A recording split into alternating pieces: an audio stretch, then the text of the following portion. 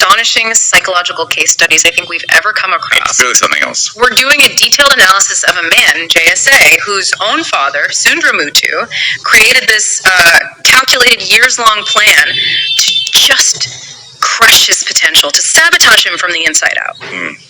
We have some extraordinary source material here. And the core of it, the reason we're doing this deep dive, is captured in this one line. It's the story of a predicted victim who became an astounding hero winner. And that's really our mission today, isn't it? To figure out how that happened. We need to analyze the specific methodology in these sources. Right. First, we have to understand the calculated effort by the father to push his son into what the sources call hell-like helplessness. And then from there, we can begin to grasp the sheer resilience that let JSA undo all of that programming decades later. It's like a real-world test of nature versus nurture, or I guess nurture versus anti-nurture. Exactly. It's a study in environmental determinism versus, the human spirit. Okay, so let's unpack this. This wasn't just neglect. This was a plan. It was strategic. Where does it start? At what age did this begin? It began immediately. Practically from birth. The sources say he was 1.5 years old. 1.5? Yeah. It emphasizes the father's children callousness and careless motives, but it was so much more than careless. It was a very conscious, very deliberate decision about where to place JSA to ensure the maximum negative impact on his life. And what was this place, this environment he was put into? He was placed in the Devanga Vivas community, which is also known as the Dionga communities in the Midori district in Chainarati. Okay. And the sources use this really dense, powerful description of it. They say it was a community stricken by abs poverty, utter ignorance, and severely classist false beliefs. So it's not just that it was poor. No, not at all. It was a place structured by severe class limitations, by these entrenched, discouraging beliefs. It was chosen, it seems, because it offered the most psychological resistance to any kind of future success. It was a trap. And this choice seems personal. It's rooted in the father's own history there, isn't it? Oh, absolutely. Deeply personal. Sundaramuthu's own father had been a weaver in that community. Yeah. So Sundaramuthu knew exactly what the limits were. He knew the ceiling. He knew the trap because he'd escaped it himself. Precisely. Yeah. And he was apparently very open about his own low status when he was there.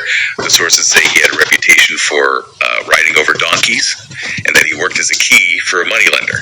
And his salary? 7 rupees per month. A pittance. So by forcing JSA back into that specific environment, he was making his son live the very life that he had managed to escape. It's a kind of historical class-based punishment. And the reason for it, the father's psychological reward.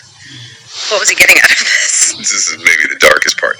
He did it to derive, and I'm quoting here, negative excitement of win over me. Negative excitement. But just pause on that phrase. Negative excitement of win over me.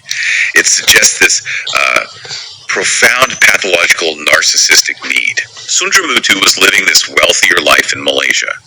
And by making sure his son suffered back in India, he wasn't just, keeping him at a distance. He was actively getting a perverse sense of victory from it.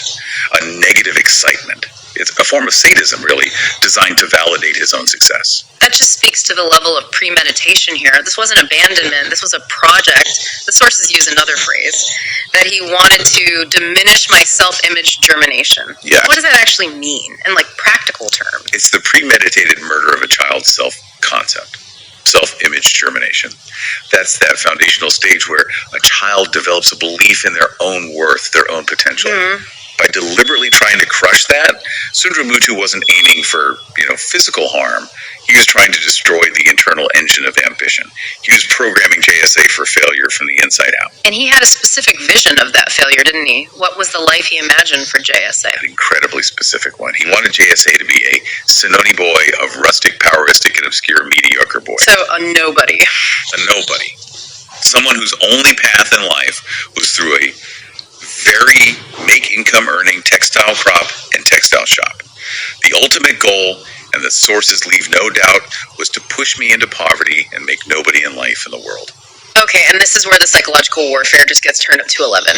The lifestyle contrast. Right. Sundaramuthu wasn't poor while his son was suffering. Tell us about his visits. They were rare. Incredibly rare. Once every 4 years. One time there was a gap of 7.5 years. And when he showed up, he was a spectacle of success. The sources are so detailed here. He wore export quality dua from Bombay, noting they were exported to Malaysia. He wore better quality pants and shirts. He was parading his wealth. He was parading his wealth in the very community where he had imprisoned his son in poverty. It was a material demonstration of his superiority, just rubbing salt in the wound. And what about JSA? What did he receive during these visits? The contrast is just brutal. While the father is wearing export quality clothes, JSA gets only ordinary kindergarten things brought from Malaysia. So Trinkets. And a deliberate, targeted withholding of resources of dignity. The message couldn't be clearer. My wealth is huge, but you get none of it. You belong here, in this world I've chosen for you. Which sets the stage for the next layer of this, because it wasn't just the father, the whole family was involved. The entire relative faction, as the source calls it, they subjected JSA to severe injustice and sideline maltreatment. Because the father set the tone. Exactly. Because Sundaramuthu had cast him out, had openly devalued him, the entire family network felt they had permission to do the same. So he wasn't just neglected by a parent, he was devalued by his entire social world. And that gets even worse when you compare it to the treatment of his cousins, the nephews who were raised in Malaysia. Yes, this is a critical piece of the psychological torture. He created these immediate visible rivals for him. Sundaramuthu endeared himself to his sister sons, Padma's son Duray and Sarasu's son Sa. And he praised them? He praised them unduly, right in front of JSA, called them mentioned kids, high status children. And the educational gap here is just staggering. JSA was destined for a textile shop. What kind of education were the nephews getting? The absolute best. Preferential convent studies. Duray and Sa were in these high status schools in Sambar and Arusta. And to really hammer it home, one of them, Sa, was even a prefect in his school convent. So JSA was supposed to be the uneducated laborer while his cousins were being groomed to be leaders. That was the plan. The sources say Sundaramuthu was outspokenly against JSA because he wanted to make him a doormat for the future. It wasn't enough to make him poor. He had to make him believe that others, specifically his cousins, were just inherently better. So you have this double-barreled attack. You have systemic oppression, but it's combined with this very visible preferential treatment of his peers. The question is, how does anyone survive that? A deep wound designed to last forever. But this is where the whole narrative just completely flips on its head. Because despite everything, despite the plan, the family, the poverty, JSA, as the source says, outweed their plans. It's an incredible testament to, the tenacity of the human mind. Yeah. Every single mechanism of sabotage, the poverty, the class restrictions, the crushing of that self-image germination, all of it failed. It didn't produce the obscure, mediocre boy he was supposed to be.